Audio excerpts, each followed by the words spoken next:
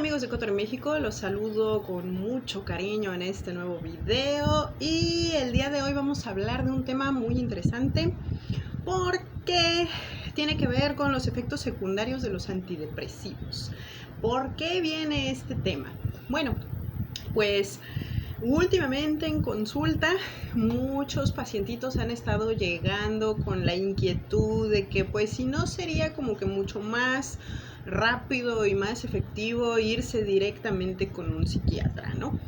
Y bueno, vamos a hablar un poquito de este tema tan curioso respecto a la visión y la idea que tienen las personas. Fíjense, me llama mucho la atención como muchísimas personas tienen ansiedad de ir al psicólogo porque tienen esta idea de que los psicólogos son para los locos, si voy al psicólogo van a decir que estoy mal, incluso hay personas que han llegado a consulta y me han dicho, es que no había yo ido al psicólogo porque tenía yo esta idea de que ir al psicólogo es cuando tienes ganas de suicidarte, ¿no? Y entonces como no me considero un suicida, por eso no voy al psicólogo. Y hay muchísimo estigma alrededor del tema de lo que hacemos los psicólogos y el trabajo al que nos dedicamos los psicólogos, pero es paradójico pensar la facilidad con la que las personas piensan en debería de irme al psiquiatra para que me receten, ¿no?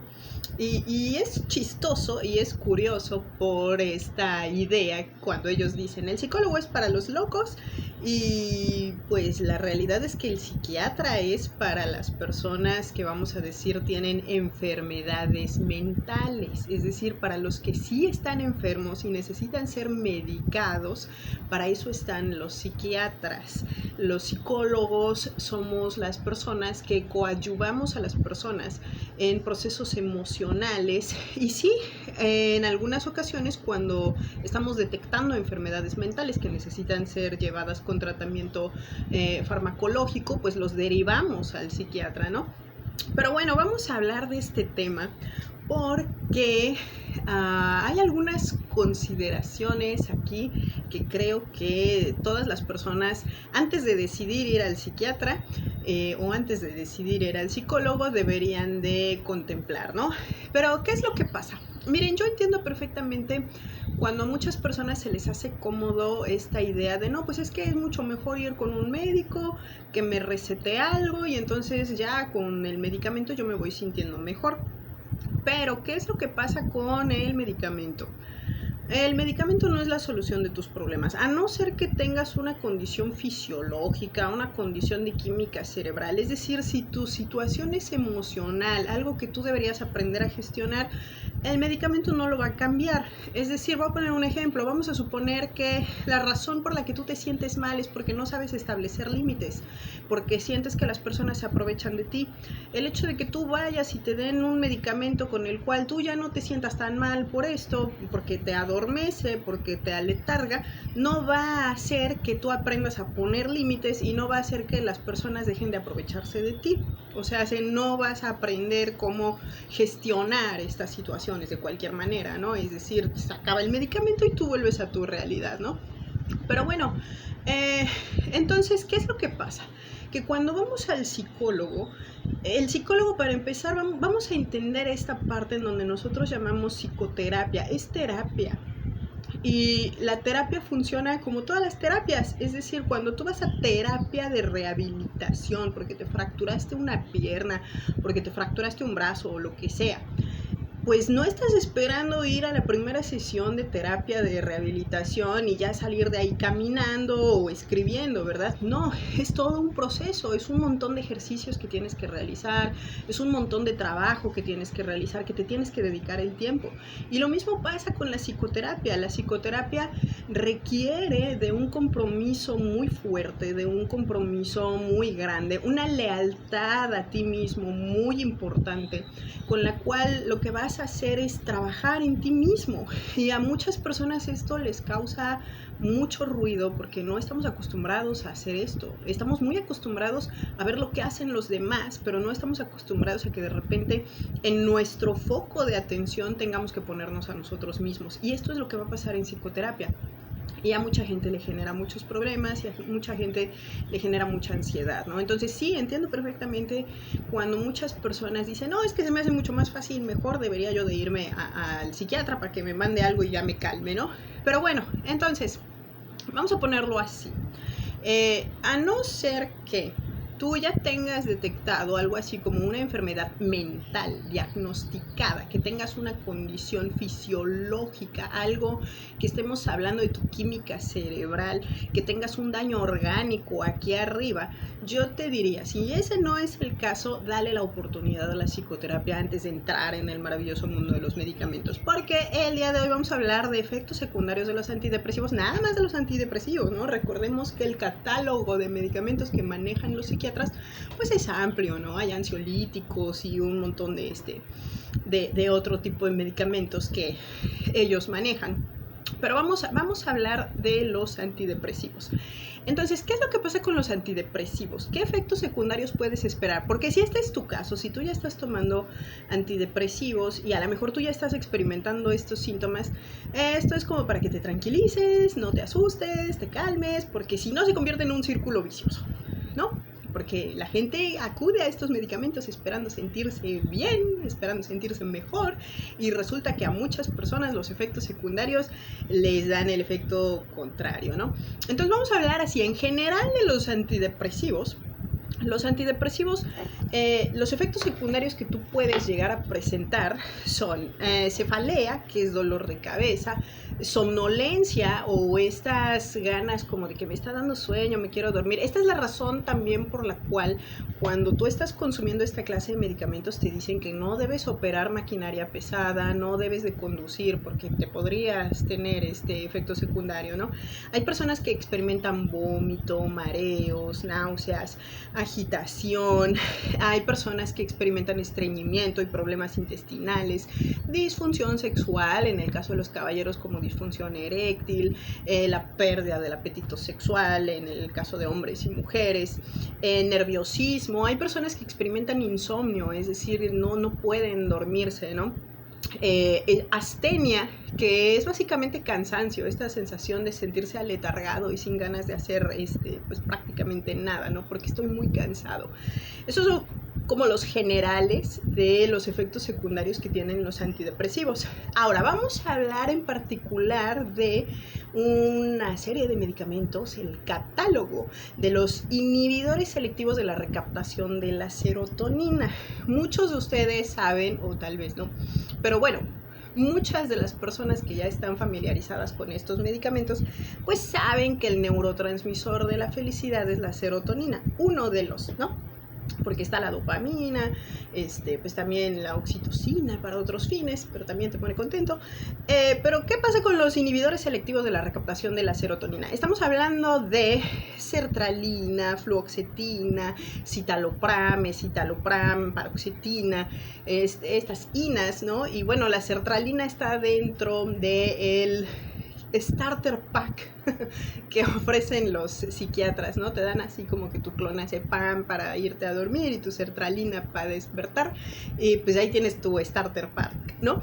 Pero bueno, ¿qué es lo que pasa con estos medicamentos en particular? Estudios recientes han demostrado que existe una correlación entre el uso de los inhibidores selectivos de la recaptación de la serotonina con un trastorno que se llama disautonomía. ¿Qué es la disautonomía? Pues es básicamente una alteración del funcionamiento de tu sistema nervioso autónomo.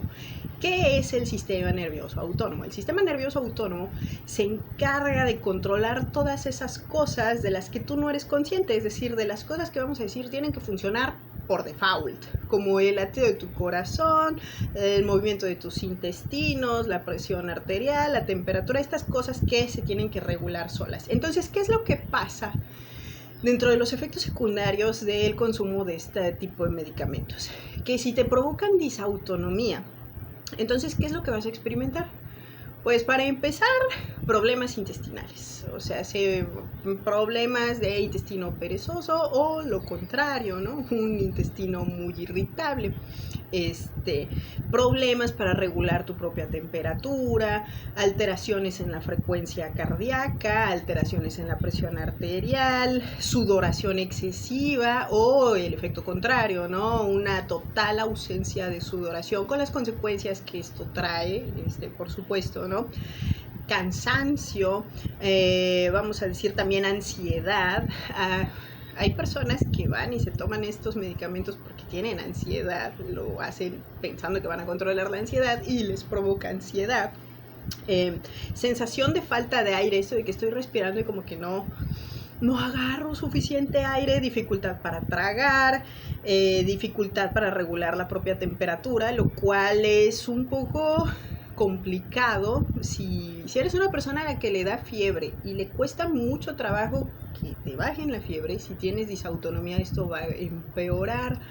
O en condiciones en las que de repente ahorita, por ejemplo, en México hemos estado atravesando por estas ondas de calor, pues si a ti te sube la temperatura y estás en plena onda de calor y tienes muchos problemas para regular tu propia temperatura, para refrescarte, pues obviamente tú sientes el calor con mucha más intensidad. O en el frío te puede pasar lo contrario, ¿no? Que te cueste mucho trabajo elevar tu temperatura, pues para compensar, ¿no?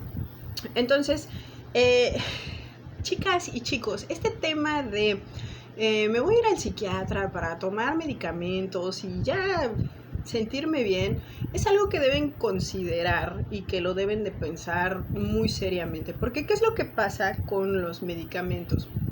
Los medicamentos van a manejar tu química cerebral, o sea, esta es la función de los medicamentos, alterar, cambiar de alguna manera la química cerebral.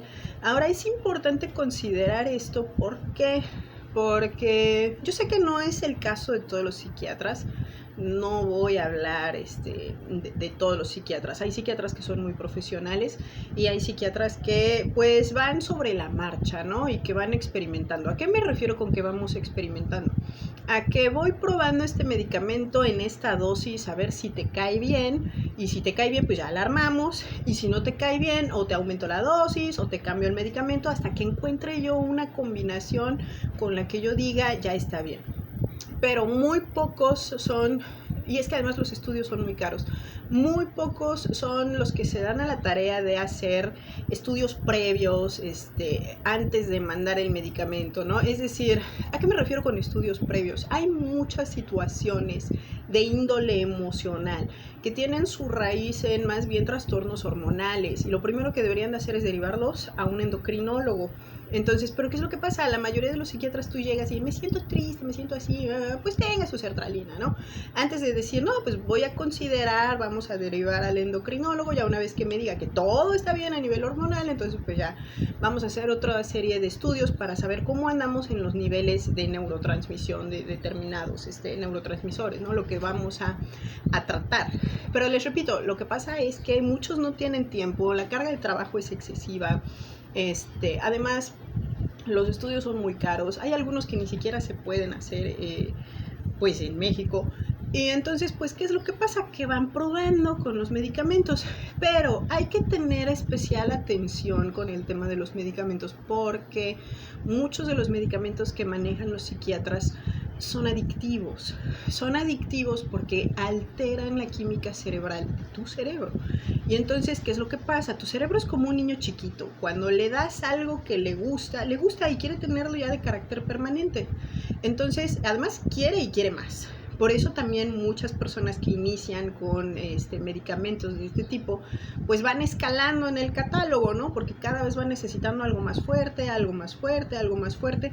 Y hay muchos casos de personas que terminan saliendo del catálogo de los medicamentos para entrar en el catálogo de las drogas duras. Entonces hay que tener mucho cuidado con este tema de mejor nos vamos al psiquiatra. Digo, si estás muy triste porque terminaste con tu novio, no es motivo para ir al psiquiatra.